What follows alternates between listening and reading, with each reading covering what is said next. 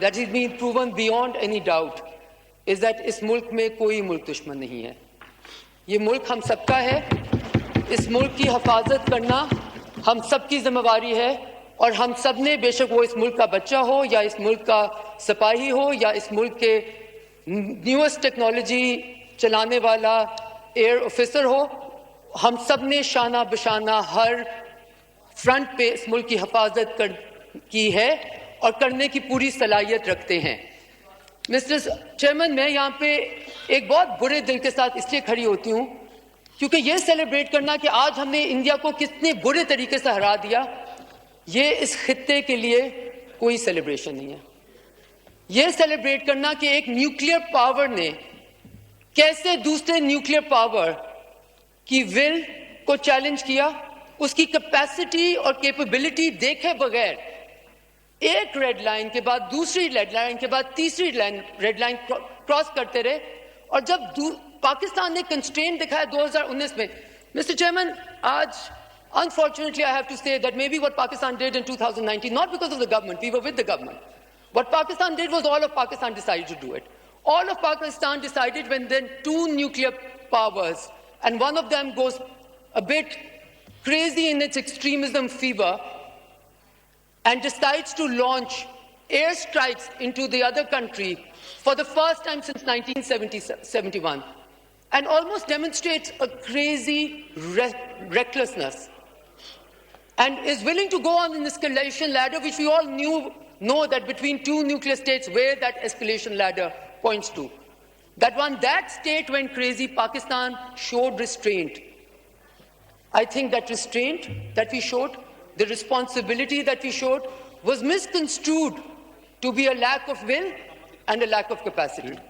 And therefore, Mr. Chairman, the second time around, Mr. Chairman, pehle to mujhe is cheez ka, because I have to say this as someone who has represented this country at the level of the foreign minister and as recently as Minister of State. You know, when the world tells you कि हमने ये करना पड़ा और India is maybe in self-defense, I am challenging the world that what new matrix are we putting out there? Have we all gotten out of the UN Charter as the common, international and the parameters of international law? Are we not all signatories to Article 25, which says we will all abide by the Security Council resolution? So when Prime Minister Modi decides that Kashmir is now an integral part of India, must we all pay homage to him and bow down, and not to the Security Council and to the UN Charter? And then, when President Trump acknowledges that as disputed territory, you know what has fallen? Not the Rafales only.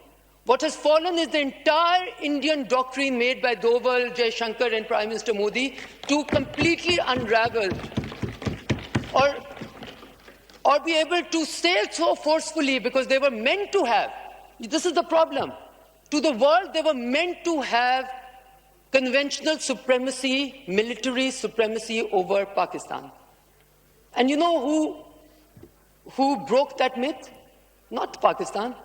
It was Prime Minister Modi and his extremist agenda, which broke that myth of power and the illusion of power that the world had attached to India and literally put them at the next security provider, not only for themselves, but the entire region.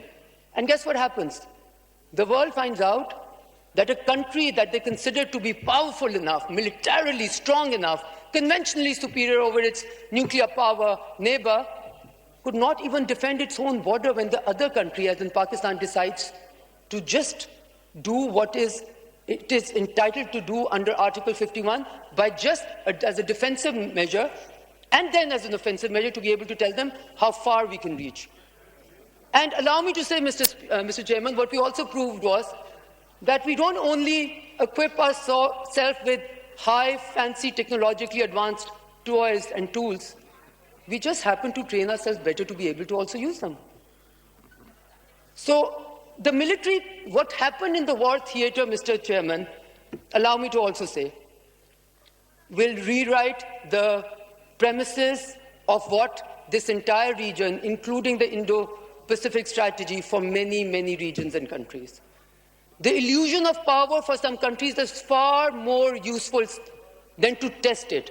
I think India, unfortunately, under this extremist Hindutva ideology decided to test a very pervasive and a strong illusion of power that it was able to protect all over the world.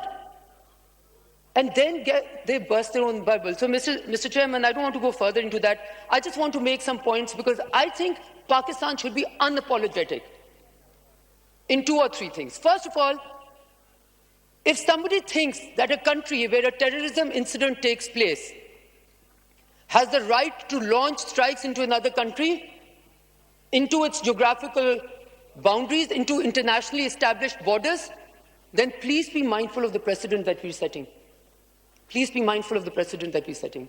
Does that, by the same logic, does it mean that when Jafar Express happened, and we were able to share evidence of India's involvement with it, that we were right in self-defense to launch strikes into Indian territory?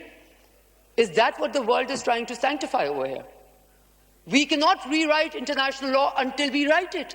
And since we haven't written it, might as well abide by it. Mr. Chairman, I have कभी-कभी ना अफसोस होता है कि जब आपका खुद का कहा कुछ सही निकल गया. Because for many years we were telling the world that the impunity that is being granted to India to be a belligerent extremist state to all its neighbors is going to make this region a very tense, combative, flagrant one. And I thought it was proven to be true in the last few days. But Mr. Chairman, I do want to say that I think Pakistan should be absolutely unapologetic in having to defend and having the will and the ability to defend itself. We should have done this earlier. We did it at the right time. We did it when we were provoked, when our military bases were even attacked. And that restraint that Pakistan showed was on exhibit in all world capitals. And the theatrics, starting from the top of political leadership in India, going all the way down to the media frenzy, was also on display. Mr. Chairman, मैं आपके तवज्जुह से India के पास एक पैगाम दिखाना चाहती हूँ कि बॉलीवुड में जंगें लड़ना मुख्तलिफ है और वॉर थिएटर में असल में जंग लड़ना मुख्तलिफ है. और हम कभी भी, we will never be on the side of provocation or war or conflict. Because we have suffered together, India and Pakistan, in the entire region, the result of that. Wind up, मैं wind up करती हूँ, Mr. Chairman. Mr. Chairman, मैं यहाँ पे एक और बात भी कहना चाहती हूँ जो कि शायद लोगों को weird लगे, अजीब लगे. You know what India has done? It has weaponized terrorism. What does weaponization of terrorism mean? Terrorism is a rare problem. If India was serious in dealing with this problem, you know what they would do? They would not run away from the dialogue table and they would not run away from negotiation. Terrorism is a regional problem, it's an international problem. It is not the purview of only one country. So basically, when terrorism happens in India, it is supposed to do self-defense. When terrorism happens in Pakistan, Pakistan is supposed to do what? Nothing? So, Mr. Chairman, I want to say that we must also be unapologetic as a country which celebrates ceasefire. Kyun na kare celebrate ceasefire? Yes, we will absolutely celebrate ceasefire, and we celebrate the fact that President Trump played a very useful role. And I will just end by saying, because I understand you don't have much time and I would probably want to get up again and talk about what this means for Pakistan, but I want to end by saying what this means for India. For the last 10, 15 years, we have seen India's ability, and they say with a lot of success, to be able to de-hyphenate from Pakistan, to de-hyphen India from Pakistan. You know what they did by provoking Pakistan into this war theater, improving them and breaking the myth of their net security provider? They have, for all capitals of the world, hyphened India, Pakistan together again. For times to come, people were concerned about this region being a nuclear flashpoint. And we used to say... Conclude, please. Mr. Chairman, we used to say that nahi, we are a responsible country because the fingers were always pointed at Pakistan. Pakistan will be the irresponsible nuclear state. Guess which country proved itself to be a nuclear state, but an irresponsible one, which was willing to go up the escalation ladder?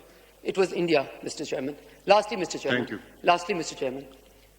I think Prime Minister Modi thought that by saying something aggressively enough and by doing something which is very illegal, they can change the geography and reality of the region. And once they start calling a dispute not a dispute, the dispute would stop being a dispute.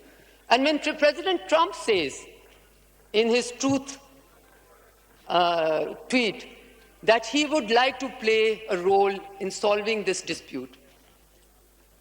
I want to remind everyone, President Trump represents a country which is a deep partner of India at the moment, where they have an alliance of sorts. So now, the interesting thing that we see, and I am absolutely concluding now, Thank you. was that... Thank you. Thank you. Thank you, ji. Please wind up, Karne. The same India that Pakistan ki har baat ko jhoota kehta tha, jaise hi Secretary Rubio and President Trump sent their tweets out on the role that they had played in the ceasefire, and that they would like for India and Pakistan to resolve all the disputes and go on the negotiating table. The same India, the same Indian press and the same Indian officials starting calling President Trump and Secretary Rubio liars also. So it seems that the lying problem is pervasive all over the world, and the theatrics that we saw from India, which had actually attacked Karachi and Fatah, Karachi ko bhi kar liya tha, Lahore ko bhi kar liya tha, Islamabad ko bhi kar liya tha. Sirf such, the only truth in this world seems to be emanating from that country which displayed its theatrics and its society's implosion in broad daylight, visible to the whole world.